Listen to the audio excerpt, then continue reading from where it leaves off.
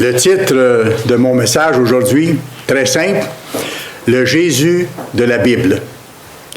Vous savez, il y a de par le monde plus de 2 milliards de personnes qui se disent chrétiennes, qui se réclament du christianisme.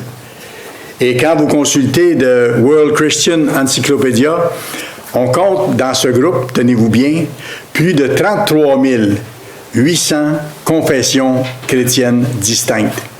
Des grands groupes, des petits groupes, mais plus de 33 000.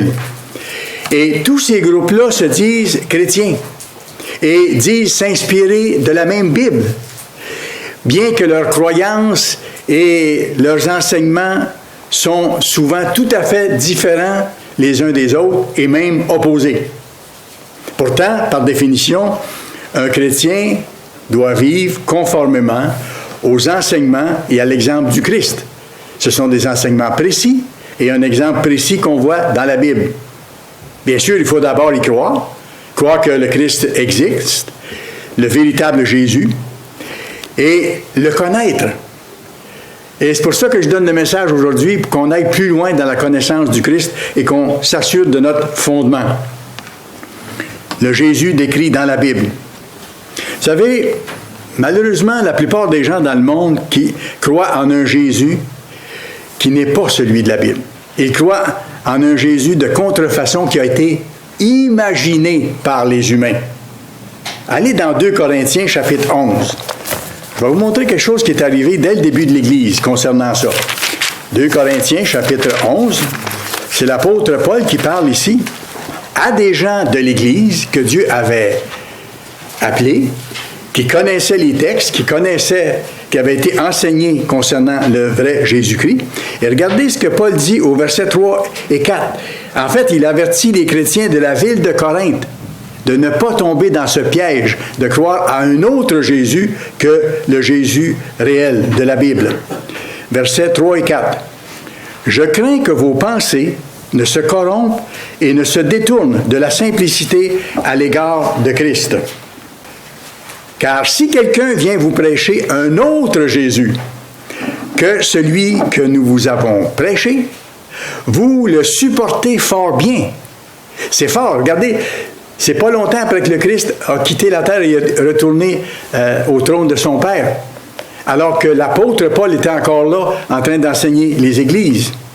Il est clair qu'à ce moment-là, certains membres de l'Église s'étaient déjà laissés séduire par la fausse idée d'un Jésus qui n'était pas du tout conforme à la réalité.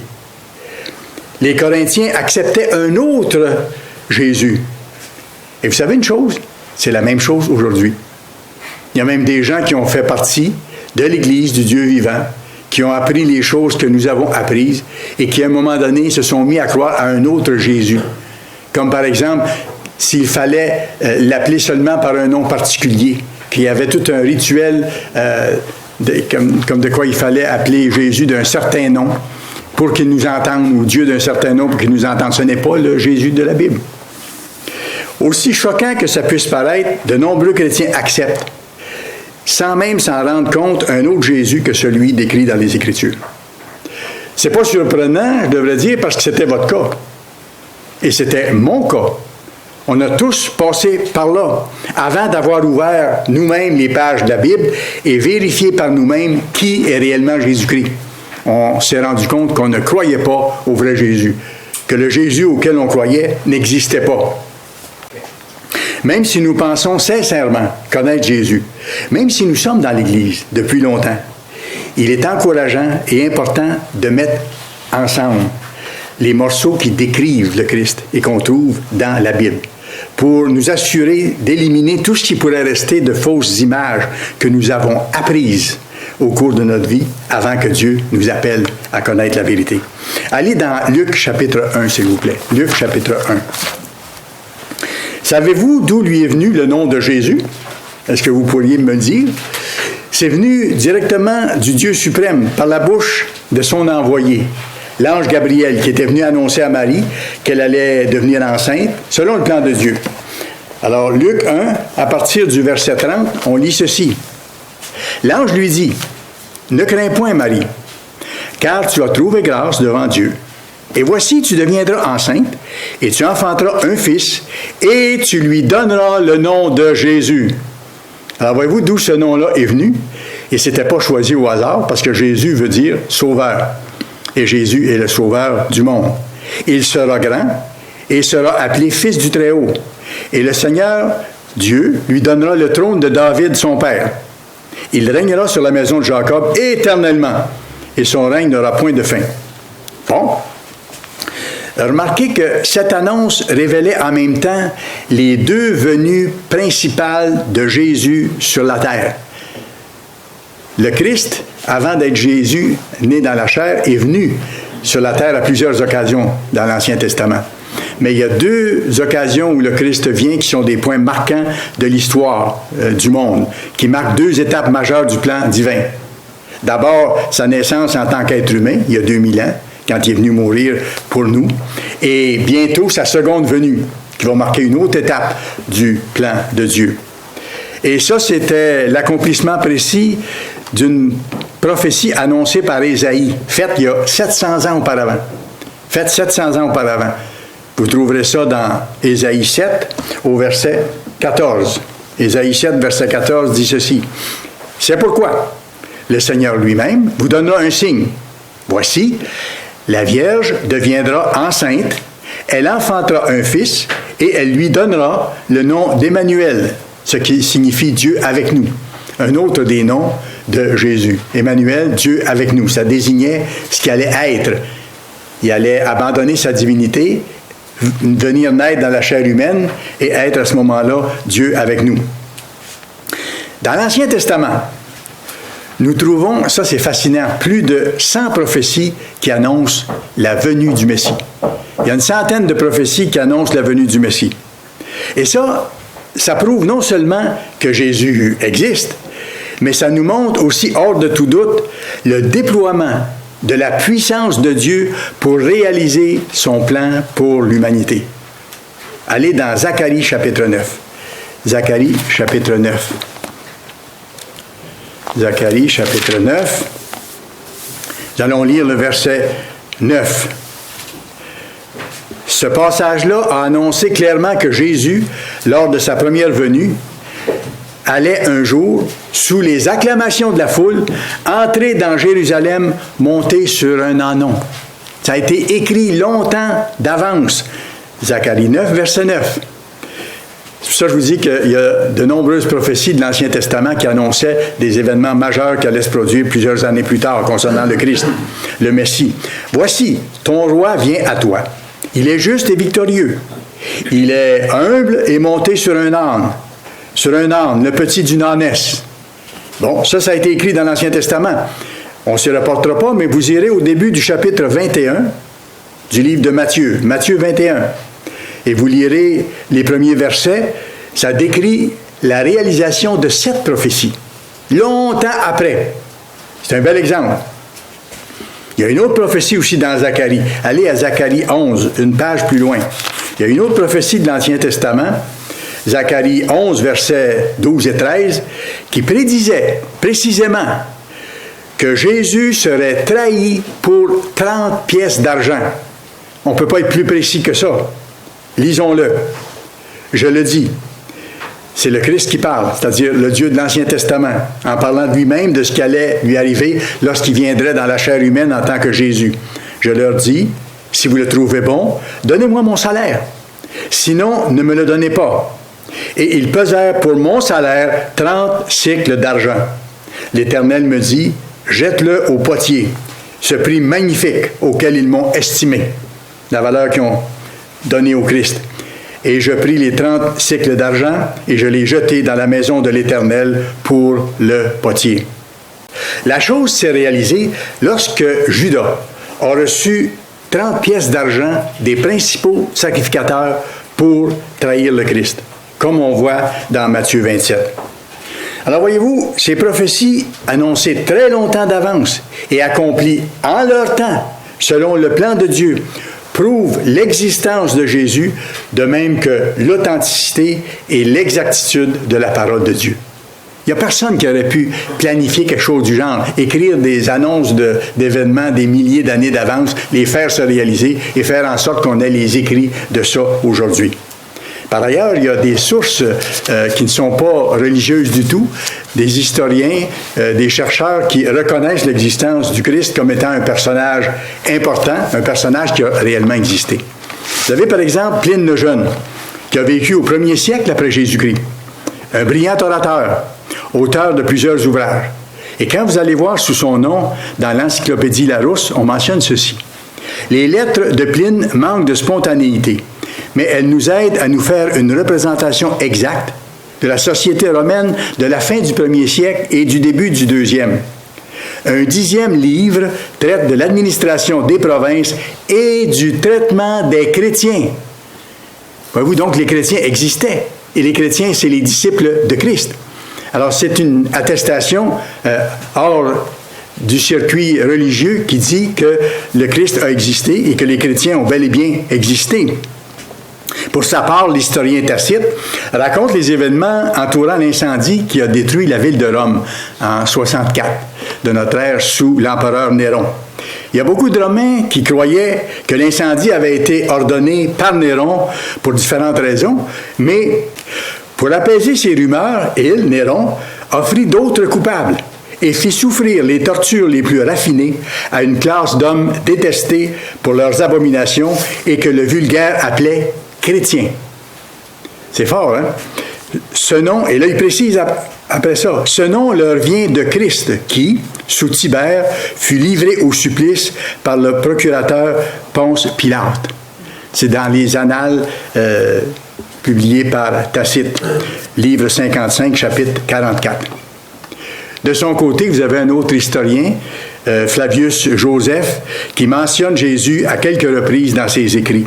À un moment donné, il dit ceci, « Il fit venir Jacques, frère de Jésus, nommé le Christ. » Voyez-vous, il décrit des situations historiques de son époque, mais en même temps, ça fait référence à l'existence du Christ. C'est intéressant que je vous pose une question. Vous savez, les nations du monde entier ne croient pas au Christ. Je ne vous apprends rien. Mais sans s'en rendre compte, elles attestent indirectement de son existence. Je vais vous dire pourquoi. Comment? De quelle façon est-ce que les nations comptent les années dans l'histoire humaine? Quand vous regardez les livres d'histoire, avant Jésus-Christ et après Jésus-Christ. Et elles le font toutes. Et ça a commencé au Moyen Âge, sous un moine catholique, je pense, le nom m'échappe. Mais toutes les nations se servent de ça pour calculer le temps, avant Jésus-Christ, après Jésus-Christ.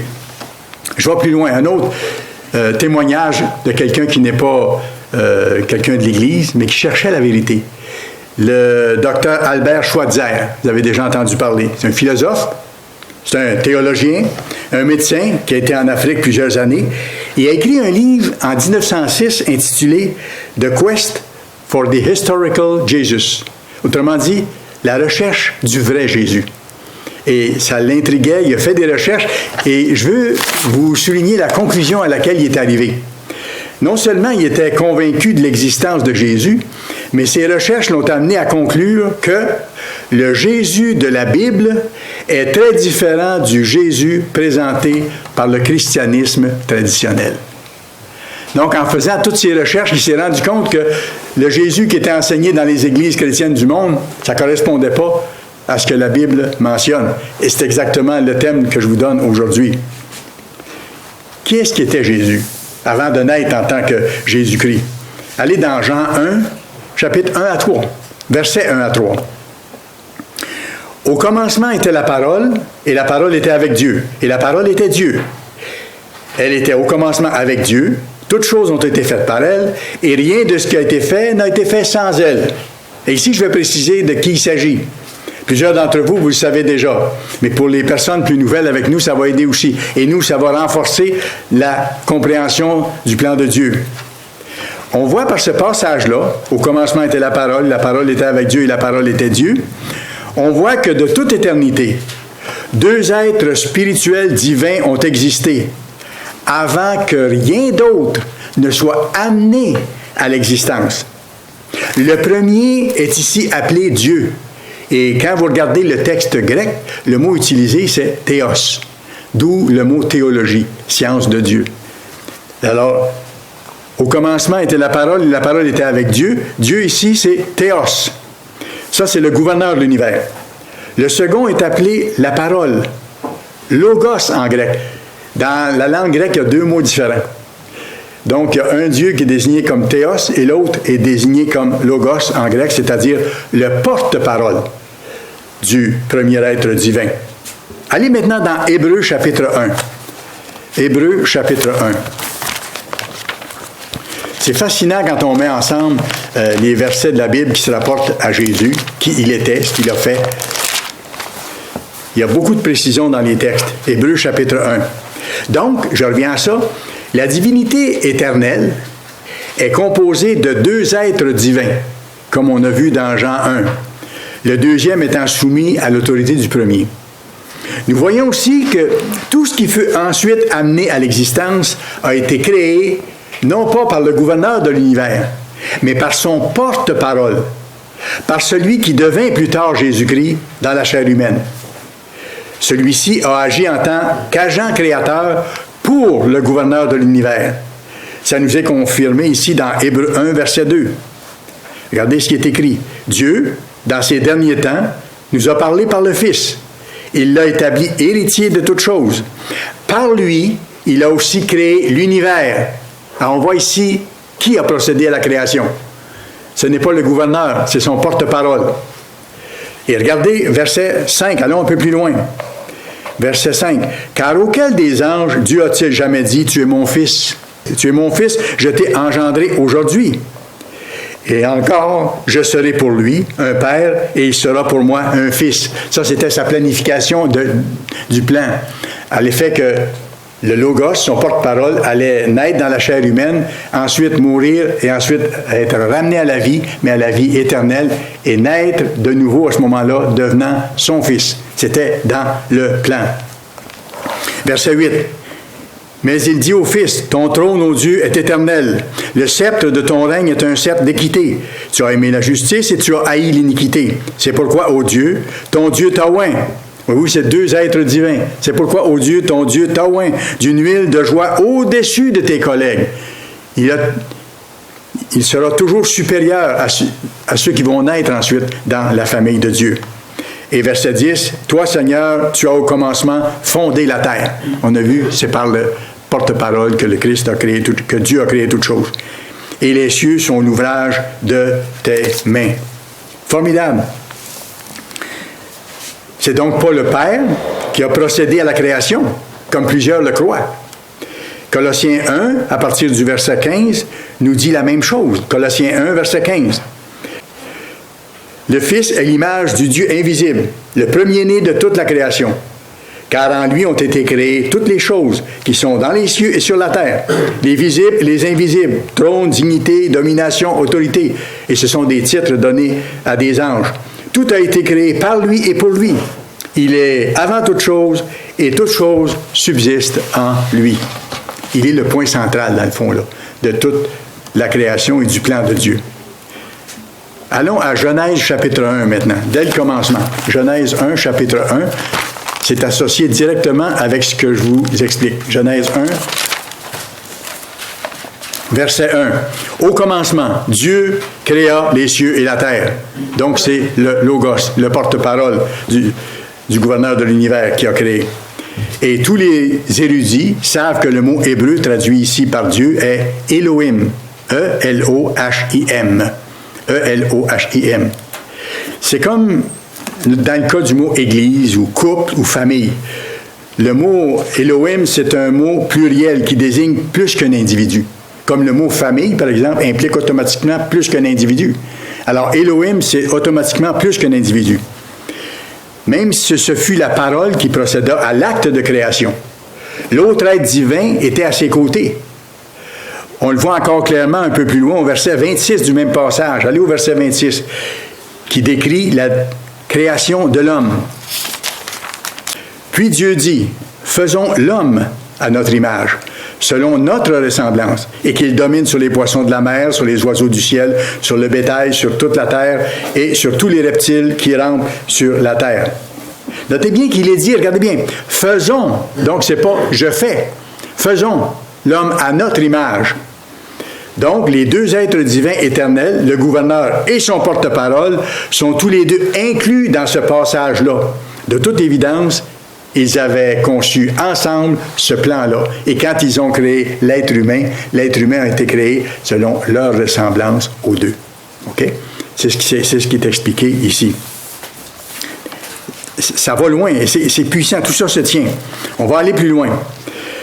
Pour mieux comprendre ce que le Logos, ou le porte-parole du gouverneur, a fait tout au long de l'histoire de l'Ancien Testament. Et c'est lui qui a été là, directement impliqué avec les humains et les serviteurs de Dieu et la nation d'Israël tout au long de l'Ancien Testament. Dans la Bible, il est régulièrement appelé l'Éternel. Le Logos, celui qui était avec le Théos, ou le Dieu de toute éternité, dans l'Ancien Testament, porte le plus souvent qu'autrement le nom l'Éternel. Et comme nous le verrons, c'est lui qui traitait avec les êtres humains, avec Israël, puis avec ses prophètes à l'époque de l'Ancien Testament. Allez dans Genèse 18, un peu plus loin. Genèse chapitre 18. Et là, je vais vous donner un exemple de ça. Avant la destruction de Sodome et de Gomorrhe, c'est lui, le porte-parole, qui, accompagné de deux anges, est apparu à Abraham sous une forme humaine pour lui révéler certaines choses. Genèse 18, versets 1 à 3. L'Éternel lui apparut à Abraham parmi les chênes de Mamré, comme il était assis à l'entrée de sa tente pendant la chaleur du jour. Il leva les yeux et regarda, et voici, 3 hommes étaient debout près de lui. Ça a dû être un choc, là. Quand il les vit, il courut au-devant d'eux, depuis l'entrée de sa tente, et se prosterna à terre. Et il dit, regardez bien, « Seigneur, si j'ai trouvé grâce à tes yeux, ne passe point, je te prie, loin de ton serviteur. » Voyez-vous, il s'adressait à un en particulier, et il l'appelait son Seigneur. « Si j'ai trouvé grâce à tes yeux. » Ils étaient 3 là. Mais Abraham connaissait déjà le Logos, le Dieu de l'Ancien Testament. Au verset 22, on voit que les 2 anges qui étaient là partirent ensuite en direction de Sodome, mais que l'Éternel resta encore un peu accompagné de son serviteur Abraham. Verset 22. Les hommes s'éloignèrent, les 2 anges, et allèrent vers Sodome. Mais Abraham se tint encore en présence de l'Éternel, en présence du Dieu de l'Ancien Testament. Allez maintenant dans Jean 8. On va voir un verset spécial qui va vous aider à comprendre le lien qui existe avec ce que je viens de vous montrer ici. Jean chapitre 8. C'est certain qu'Abraham était ici en présence de celui qui allait devenir plus tard Jésus-Christ. D'ailleurs, le Christ l'a lui-même confirmé en disant ici aux Juifs, dans Jean 8, à partir du verset 56, regardez la déclaration qu'il a faite aux Juifs. Abraham, votre père, a tressailli de joie de ce qu'il verrait mon jour, et il l'a vu et il s'est réjoui. Écoutez, le Christ, ici, il était dans la chair humaine, là. Il dit aux Juifs, j'ai connu Abraham, et il m'a connu. Il avait hâte de me voir, et il m'a vu. On s'est parlé. Les Juifs lui disent, on peut comprendre, tu n'as pas encore 50 ans et tu as vu Abraham. Écoute, minute, c'est impossible, ça. Tu n'as pas 50 ans, puis tu as vu Abraham, notre ancêtre, qui est mort depuis des centaines d'années. Et regardez la réponse de Jésus. Jésus leur dit, en vérité, je vous le dis, avant qu'Abraham fût, autrement dit, avant qu'Abraham existe, je suis. Il peut dire « je suis » parce qu'il est l'Éternel. Il a toujours existé. Là-dessus, ils prirent des pierres pour les jeter contre lui, mais Jésus se cacha et il sortit du temple. Ces Juifs ne comprenaient pas que l'Éternel de l'Ancien Testament était devenu, dans la chair humaine, ce Jésus qui était au milieu d'eux et qui leur affirmait avoir rencontré et connu personnellement Abraham. Ils ne pouvaient pas le comprendre.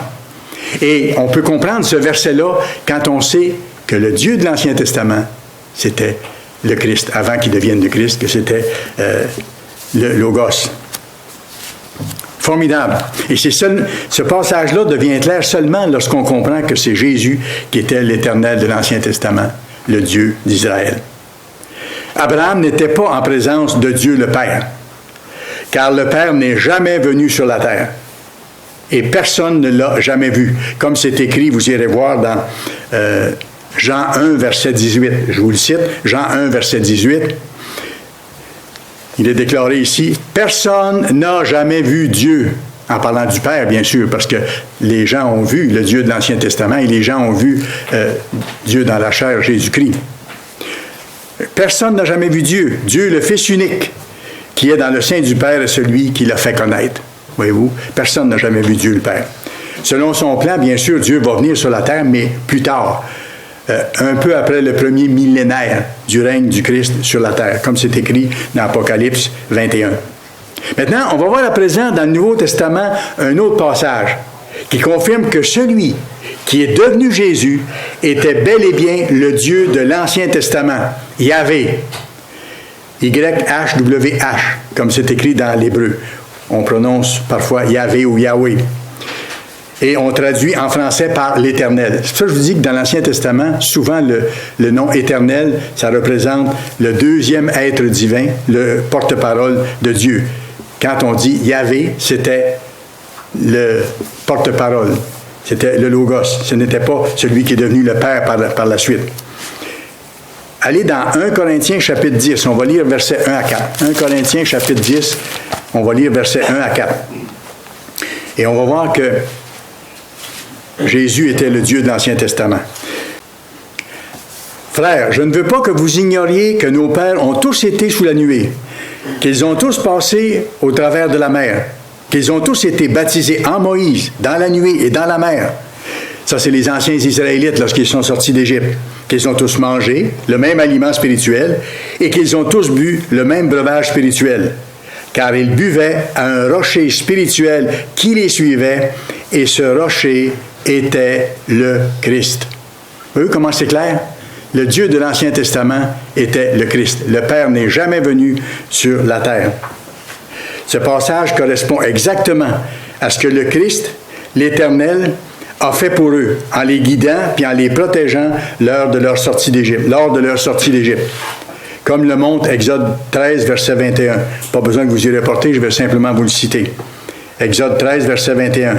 L'Éternel allait devant eux, Yahvé, le jour dans une colonne de nuée pour les guider dans leur chemin, et la nuit dans une colonne de feu pour les éclairer, afin qu'ils marchent jour et nuit. Alors voyez-vous, l'être spirituel qui conduisait l'ancienne nation d'Israël est celui qui est devenu par après le Christ. Jésus-Christ, c'est le fondement du plan de Dieu, le point central de ce plan que le Père accomplit pour lui et par lui.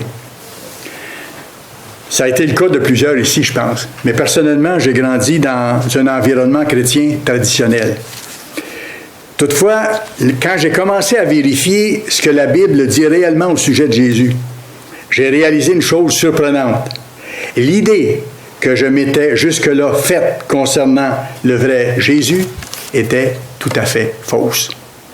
Ça a été une grosse découverte. Et c'est formidable que Dieu nous montre qui il est vraiment et qui est vraiment le Christ. Vous savez, les images, les concepts, les enseignements populaires présentés par le christianisme traditionnel sont très différents des vérités contenues dans les Écritures, comme on peut voir. Puis comme Dr. Schweitzer a conclu également. C'est pourquoi le monde a une fausse idée de Jésus. Ils ne connaissent pas le vrai Jésus, même s'ils sont sincères.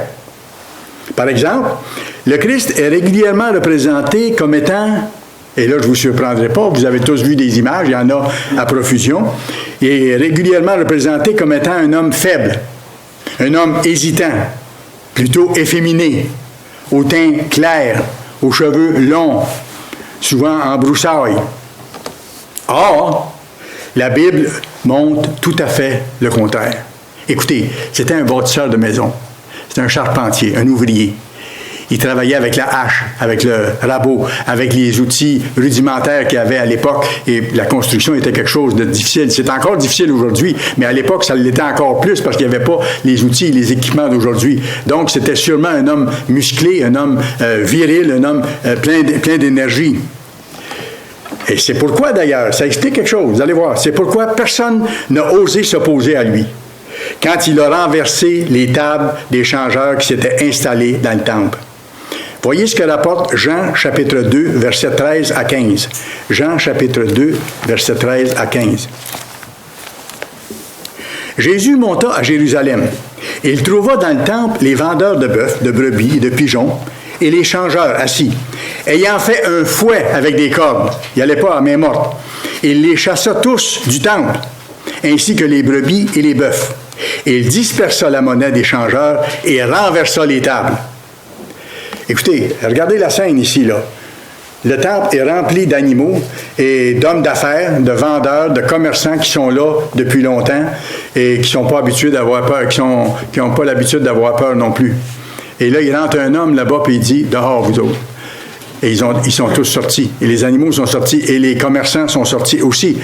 Alors, ce n'est pas un être faible qui arrivait en les suppliant en disant « Pourriez-vous, s'il vous plaît, partir tranquillement. Quand ça donnera, si ça donne, non. Il dit, il s'est fait un fouet, puis il a dit, vous sortez. Et ça a sorti. C'était évident qu'il ne les a pas suppliés doucement de partir. Avec autorité et une grande force physique, il a renversé les tables, il a chassé les animaux, et tous les marchands se sont enfuis en courant. C'est ça qui s'est passé lorsqu'on regarde la description ici. Maintenant, je vois plus loin. Alors, le vrai Jésus, c'était pas cet être faible c'est vrai qu'il était doux, puis qu'il était humble, qu'il était capable de beaucoup de compassion, mais quand c'était le temps de tracer la ligne, il était capable de tracer la ligne pour dire que c'était suffisant. Est-ce qu'il y avait un teint clair, un peu blafard, comme le montrent les images, et comme tout blême, comme s'il était un peu malade, si vous voulez? Au contraire. Son teint était absolument le teint de tout juif du Moyen-Orient à l'époque. Un teint basané. Et comme la Bible nous dit à d'autres endroits, il n'y avait rien pour attirer les regards. Il n'était pas différent des autres, tellement qu'il se faufilait parmi les autres Juifs et parfois les sacrificateurs avaient de la misère à le retrouver. Donc, c'était un comme les autres. Il n'était pas plus pâle que les autres et plus différent. Non, il était comme les autres Juifs de son époque. 1 Corinthiens 11. 1 Corinthiens 11. Il n'avait pas non plus de longs cheveux. L'apôtre Paul explique ici que la chevelure de la femme lui sert de voile. C'est une façon de parler. La chevelure de la femme lui sert de voile, de parure. Et c'est joli, une femme avec de beaux cheveux d'une certaine longueur. Pas coupés comme un homme court, là, mais d'une certaine longueur et bien entretenu. C'est joli. Et Dieu a donné ça à la femme comme bénédiction, comme une parure. Mais que l'homme, comme c'est mentionné ici, doit au contraire porter les cheveux courts. Et c'est pour ça que c'est de cette façon-là que les hommes se comportent dans l'Église. 1 Corinthiens 11, versets 14 et 15. La nature elle-même ne vous enseigne-t-elle pas que c'est une honte pour l'homme de porter de longs cheveux? On peut voir par ça, parce que c'est le Christ qui a inspiré cette écriture, qu'il n'a jamais transgressé les lois de Dieu, il n'a jamais péché. Donc le Christ avait toujours les cheveux courts. Continuons la citation. Mais que c'est une gloire pour la femme d'en porter, parce que la chevelure lui a été donnée comme un voile. Et vous savez, il y a des religions qui interprètent ça au pied de la lettre, ne comprenant pas le symbolisme ici, et obligeant les femmes à porter de longs tissus sur elles. Et moi, je me rappelle, mes sœurs allaient à la messe, et dans ce temps-là, il fallait que les dames entrent à l'église avec quelque chose sur la tête. Il fallait absolument qu'il y ait des chapeaux ou quelque chose pour les couvrir, justement à cause de ce passage-là. L'Église ne comprenait pas, ou n'enseignait pas la vérité en disant que c'est la chevelure qui est un voile. On n'a pas besoin d'ajouter autre chose. C'est assez clair. Maintenant, quel était le but de sa première venue? Comme moi, vous avez sans doute pensé sincèrement que le Christ est venu sur terre, il y a 2000 ans, pour convertir le monde, pour changer le monde et pour apporter la paix. Si c'était pour ça, il n'a pas réussi. Parce qu'il n'y a pas plus de paix qu'il y en avait, il y en a moins. OK? Mais il dit lui-même, à certains endroits, je ne suis pas venu apporter la paix, mais la division. Pourquoi? Parce qu'il est venu apporter une information qui n'allait pas être acceptée par tout le monde, et donc qui allait créer certains conflits, même dans les familles, même entre amis. Alors, il n'est pas venu pour apporter la paix. Ce n'était pas le cas. Il est venu pour donner sa vie, pour payer l'amende de nos fautes, afin que nous puissions être pardonnés au moment où nous nous repentons et que nous sommes baptisés. lorsque Dieu nous appelle.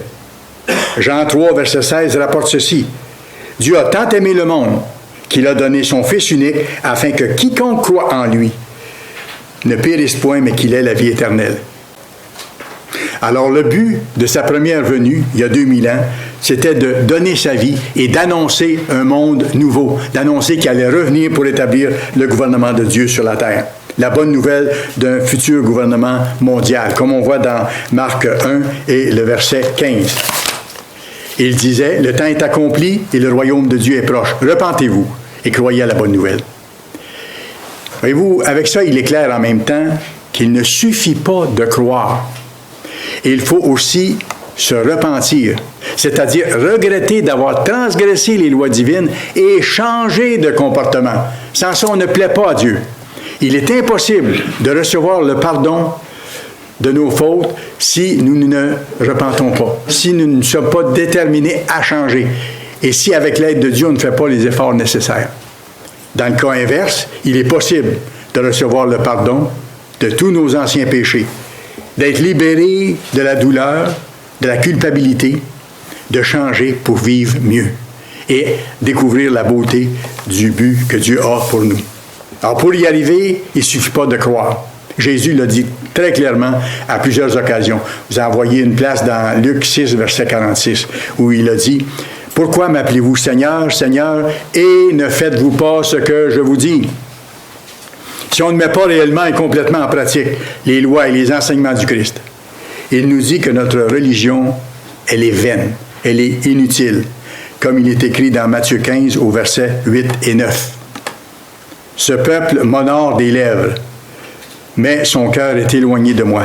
C'est en vain qu'il m'honore en enseignant des principes qui sont des commandements d'hommes. » Voyez-vous? Alors, il ne s'agit pas de croire. Beaucoup de religions enseignent qu'il s'agit de croire à Jésus et vous êtes sauvés, tout se fait comme par enchantement, comme s'il n'y avait rien à faire. Non, on a un rôle à jouer. Dieu veut qu'on fasse les bons choix, il va nous aider à les faire si on prend cette direction-là. Une autre vérité maintenant. Le vrai Jésus, Matthieu 13. La Bible nous montre clairement que Jésus faisait partie d'une famille humaine. Il y avait des frères et il y avait des sœurs. Ce qu'on ne nous a jamais enseigné quand on a grandi, qu'on nous parlait des choses bibliques. Il y avait des frères et des sœurs. Parce qu'après la naissance du Christ, Marie et Joseph ont eu d'autres enfants. Matthieu 13, versets 55 et 56. À ce moment-là, les gens, étonnés par les miracles du Christ et par sa sagesse, parlent de sa famille. Regardez ce qu'il dit. « N'est-ce pas le fils du charpentier? » Il était surpris de voir que cet homme-là, qu'il connaissait, qu'il avait vu grandir, puisse faire des choses aussi surprenantes que les miracles qu'il faisait. N'est-ce pas le fils du charpentier? N'est-ce pas Marie qui est sa mère? Jacques, Joseph, Simon et Jude ne sont-ils pas ses frères? Et ses sœurs ne sont-elles pas toutes parmi nous? D'où lui viennent donc toutes ces choses? Alors voyez-vous, tout en exprimant leur étonnement, c'est qu'ils soulignent que le Christ avait bel et bien des frères et des sœurs. Il y a d'autres versets bibliques qui disent la même chose d'ailleurs. Vous pourrez aller voir Jean 2, versets 11 et 12. Jean 2, versets 11 et 12, il y a d'autres versets aussi. Qu'en est-il maintenant de la loi de Dieu, les 10 commandements? Plusieurs disent que cette loi a été abolie et que les 10 commandements ne sont plus nécessaires en tant que modèle de vie chrétienne. Jésus a dit clairement, il dit au jeune homme riche qui lui demandait qu'est-ce qu'il faut faire pour entrer dans la vie éternelle, Matthieu 19, verset 17, qu'est-ce qu'il a dit? Si tu veux entrer dans la vie, avoir la vie éternelle, observe quoi? Les commandements. Et le Christ mentionne très bien, à différents endroits dans la Bible, qu'il est le même hier, aujourd'hui, éternellement. Et c'est lui, le Dieu de l'Ancien Testament, qui a donné les 10 commandements sur le mont Sinaï. C'est lui qui, de son doigt, a écrit sur les tables de la loi les 10 commandements, qui n'ont jamais changé, qui ne changeront jamais, et qui seront appliqués dans le monde de demain, lorsque le Christ établira son gouvernement sur la terre. La même loi spirituelle. Les 4 premiers commandements nous montrent comment aimer Dieu, et les 6 derniers nous montrent comment aimer notre prochain. Et quand la société au complet sera basée sur ces lois-là, la société sera en paix, elle sera prospère, elle sera heureuse, et ce sera un monde merveilleux, celui qui a été annoncé par le Christ lorsqu'il est venu. Et le Christ a mentionné aussi dans Matthieu 5, verset 17, c'est très très clair aussi, « Ne croyez pas que je sois venu pour abolir la loi ou les prophètes. » C'est assez clair, c'est simple. Hein? Je ne suis pas venu pour abolir la loi. Alors ceux qui disent « la loi a été abolie », ils font simplement dire le contraire des mots exacts qui sont mentionnés par le Christ ici. C'est que dans le fond, ce qu'on ne veut pas, c'est qu'on ne veut pas en vivre. On ne veut pas les mettre en pratique. On ne veut pas faire l'effort de changer. Et c'est pour ça que le Christ va devoir intervenir dans ce monde qui s'en va vers une misère plus grande à cause de la transgression des lois. Les guerres, ce sont des transgressions des lois. Les viols, ce sont des transgressions des lois. Les abus d'enfants, les abus de toutes sortes, ce sont des transgressions des lois de Dieu. Et c'est pour ça que le Christ va devoir intervenir pour mettre un terme à toute cette misère sur la face de la terre et commencer une société entièrement nouvelle avec les survivants de la Troisième Guerre mondiale qui s'en vient. Je ne suis pas venu pour abolir la loi. Je suis venu non pour abolir, mais pour accomplir. Matthieu 5, verset 17. On voit dans la Bible partout que le Christ et ses disciples observaient les commandements, y compris le sabbat. Parce que le sabbat, c'est la pierre angulaire des commandements de Dieu. Parce que par l'observance du sabbat, on reconnaît que Dieu est le créateur de toutes choses et que c'est lui qui est en train d'accomplir son plan sur la terre et qui prépare un petit peuple maintenant pour servir avec le Christ une fois qu'il sera revenu très bientôt. Voyez-vous, c'est la base, c'est le cœur des commandements de Dieu. Alors le Christ et ses disciples ont toujours observé les commandements, ont toujours observé les sabbats, les fêtes de Dieu. Nous les observons. Le petit troupeau de Dieu, on n'est pas nombreux sur la face de la terre à observer ces fêtes-là, que les gens disent être des fêtes juives. Ce ne sont pas des fêtes juives, ce sont les fêtes de Dieu. Et ceux qui connaissent le vrai Dieu et qui connaissent le vrai Jésus veulent marcher dans ses traces et suivre ses enseignements et monter à la fête comme lui montait à la fête des tabernacles chaque année et observer les autres fêtes également. Parce que chaque fête est importante, vous savez. Chaque fête représente une étape majeure dans le plan que Dieu est en train d'accomplir pour l'humanité et qui va aller à son terme. Parce que ce que Dieu dit, il a la puissance de l'accomplir. À travers les siècles aussi, ça a été la même chose pour la petite Église de Dieu. Elle a toujours pris à cœur de mettre en pratique les lois de Dieu et d'observer ses fêtes. Maintenant, je prends un autre exemple pour montrer que ce que les gens croient, ce que j'ai cru même, est différent de ce que la Bible dit, concernant par exemple les paraboles. Concernant les paraboles. Avant de vérifier, je répétais ce qu'on m'avait appris. On m'avait dit que Dieu, c'est-à-dire Dieu, oui, Jésus dans la chair, parlait en parabole pour être mieux compris. Parce que c'était des gens peu éduqués, puis il leur donnait des images, des illustrations pour leur faire comprendre. Alors que la Bible dit exactement le contraire. C'était pas pour que les gens comprennent, c'était pour qu'ils ne comprennent pas. C'est juste le contraire, hein? Au lieu de comprendre, c'est pas comprendre, c'est de l'autre côté. Et regardez Matthieu chapitre 13, versets 10 et 11.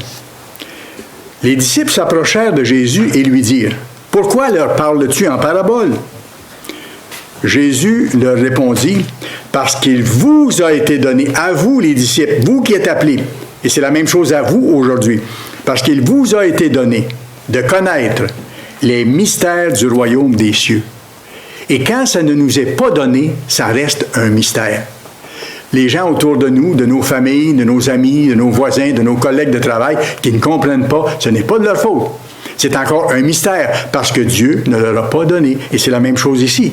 Le Christ dit, parce qu'il vous a été donné à vous de connaître les mystères du royaume des cieux, et que cela ne leur a pas été donné. Et je peux ajouter, ça ne leur a pas été donné encore. Ça leur sera donné après le retour du Christ, quand il va lever le voile qui couvre toutes les nations et les empêche de comprendre la splendeur de la vérité et du plan de Dieu.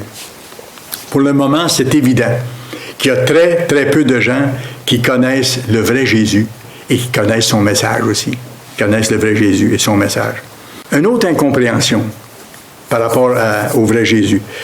De nombreux chrétiens sincères pensent que Jésus, dans la chair, était à la fois Dieu et à la fois homme. Et j'ai pensé ça aussi. J'ai été éduqué dans ce sens-là aussi, que c'était un demi-dieu puis demi-homme en même temps, et c'est pour ça qu'il pouvait faire les choses qu'il faisait. Mais rappelez-vous qu'il disait « Je ne puis rien faire de moi-même. Comme nous, on ne peut rien faire de nous-mêmes. Il faut demander à Dieu, au nom de Jésus-Christ, pour avoir la force de faire les choses. Le Christ était entièrement homme. Il n'était pas à la fois Dieu et à la fois homme. Il a tout abandonné pour devenir un être humain à part entière, entièrement. Regardez Philippiens 2. Ça vaut la peine qu'on regarde ce passage-là ensemble. Parce que c'est une fausse conception qui est répandue dans le monde et ça enseigne au monde un faux Jésus. Alors que le vrai Jésus était entièrement homme. Il a souffert comme nous. Et c'est pour ça qu'il peut compatir à nos faiblesses. Et c'est pour ça qu'il peut être un juste juge. Parce qu'il est passé par là. Il a vécu les choses que nous vivons, sans jamais pécher toutefois. Mais il a vu le malheur et les résultats négatifs que le péché amène. Il était au milieu des gens physiquement. Philippiens 2, versets 5 à 7. « Ayez en vous les sentiments qui étaient en Jésus-Christ. Existant en forme de Dieu, il n'a point regardé son égalité avec Dieu comme une proie à arracher. » Ça veut dire quoi? Il dit, il était avec Dieu, il était totalement Dieu, avec tous les pouvoirs et les prérogatives que ces deux êtres divins avaient de toute éternité. Il dit, il n'a pas regardé sa situation comme étant quelque chose à arracher ou à tenir à tout prix. À y tenir à tout prix.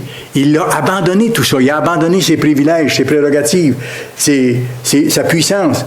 Existant en forme de Dieu, lorsqu'il était le Logos, il n'a pas regardé son égalité avec Dieu comme une proie à arracher. Mais il s'est dépouillé lui-même volontairement. Il s'est dépouillé de quoi? De sa divinité, de sa puissance, de sa gloire, pour devenir un être humain. En prenant une forme de serviteur, en devenant semblable aux hommes, et il a paru comme un vrai homme. Est-ce que c'est plus clair? Ça ne peut pas être plus clair. Il est paru comme un vrai homme, à part entière, comme nous. Maintenant, je vais plus loin avant de terminer. Que dire de son anniversaire de naissance? Que dire de son anniversaire de naissance? Il ne l'a jamais célébré et n'a jamais commandé à qui que ce soit de le célébrer. Il n'y a aucune indication biblique, d'ailleurs, qui nous dit de le faire. C'est formidable. Il nous a plutôt commandé de célébrer sa mort. Et c'est pour ça que nous ne célébrons pas les anniversaires de naissance non plus. Mais il nous a commandé de célébrer sa mort, son sacrifice pour nous. On célèbre ça une fois par année. À quel moment? Lors de la cérémonie de la Pâque, qui est la première fête dans le plan de Dieu. Nous ne célébrons pas les Pâques, qui est quelque chose de complètement différent. Les Pâques que plusieurs églises chrétiennes célèbrent, pour eux, selon eux, c'est la résurrection du Christ. Mais le Christ a demandé de célébrer la Pâque, c'est-à-dire sa mort. Et les Pâques, en français, ça ne dit pas grand-chose. Mais quand vous regardez le mot anglais, Easter, ça vient de Ishtar. C'est une déesse de fertilité du monde païen. Okay? Donc, c'est une fête païenne qui a été introduite dans le monde christianisé, on va dire, entre guillemets. Et regardez 1 Corinthiens 11, versets 23 à 26. 1 Corinthiens 11, versets 23 à 26.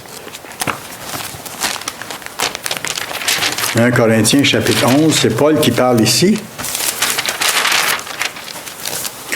Et ça décrit que le Christ nous a commandé de se commémorer, de se rappeler de sa mort, de célébrer sa mort, et non pas sa naissance. 1 Corinthiens 11, versets 23 à 26. « Car j'ai reçu du Seigneur ce que je vous ai enseigné. C'est que le Seigneur Jésus, dans la nuit où il fut livré, prit du pain, et après avoir rendu grâce, le rompit et dit, « Ceci est mon corps qui est rompu pour vous.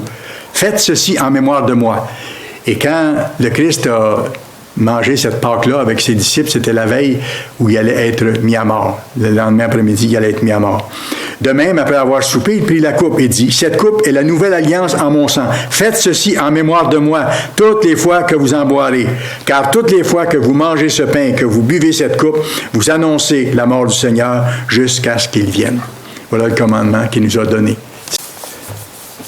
C'est ce que nous faisons une fois par année, tel que la Bible nous en donne la directive. Maintenant, vous avez vu le passage aussi où c'est écrit qu'il y a beaucoup d'appelés, mais il y a peu d'élus. Dieu attire, c'est Dieu qui attire au Christ. Jean 6, verset 44.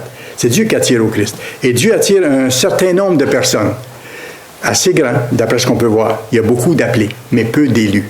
C'est-à-dire que dans tous ceux qui sont appelés, selon les réactions de ceux que Dieu attire au Christ, c'est le Christ lui-même ensuite qui choisit avec qui il va travailler. Et ceux qu'il choisit et qui viennent à l'Église et qui s'appliquent à vivre selon ses lois, il les appelle ses élus. Élu veut dire choisi. Ce sont ses choisis. Comme quelqu'un qui est élu lors d'une élection, il est choisi par les gens de son comté ou de sa région pour les représenter au gouvernement. Voyez-vous? Alors ici, c'est exactement la même chose. Alors, parmi tous ceux que le Père a attirés à Jésus, c'est Jésus qui choisit les élus, ceux avec qui il travaille, pour les apprendre à servir aujourd'hui en prévision du monde de demain. Vous pourrez aller voir ça dans Jean 15 et le verset 16.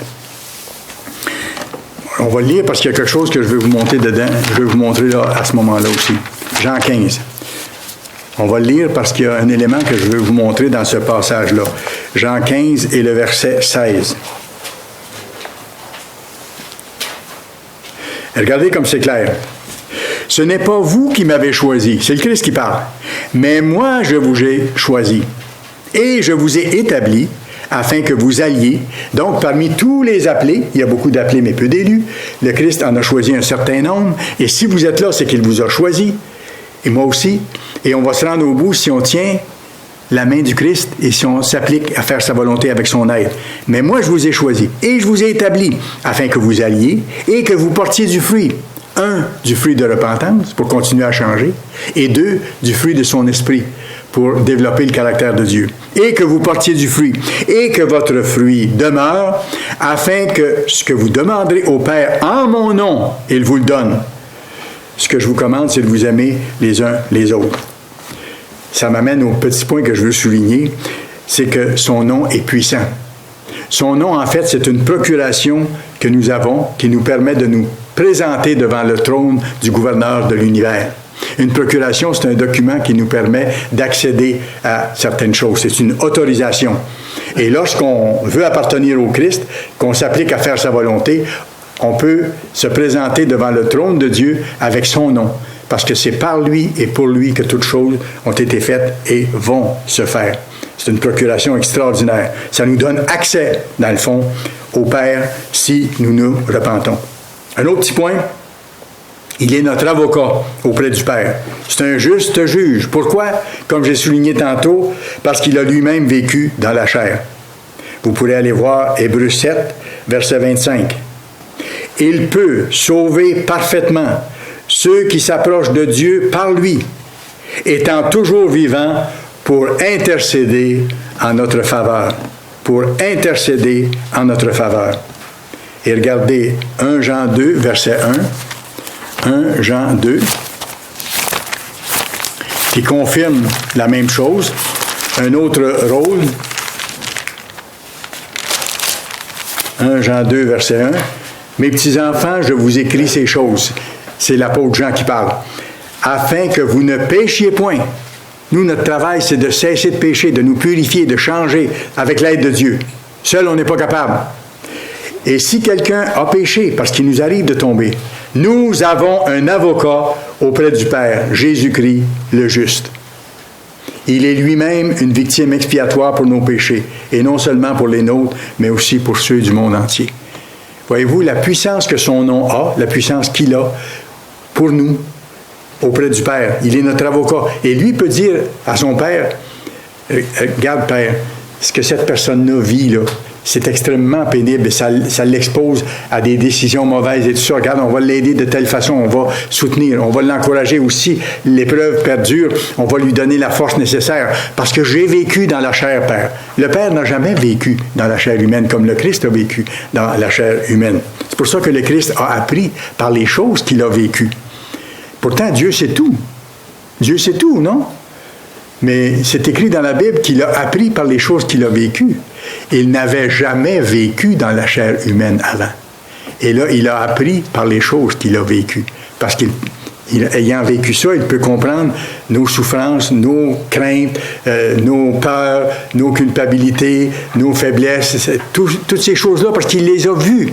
Et il a été tenté en toutes choses. Il sait à quel point la tentation est forte, même s'il n'a jamais péché. Donc, il peut intervenir en tant que notre avocat pour plaider notre cause devant le gouverneur de l'univers pour que nous recevions l'aide nécessaire si nous sommes encore disposés à continuer à changer.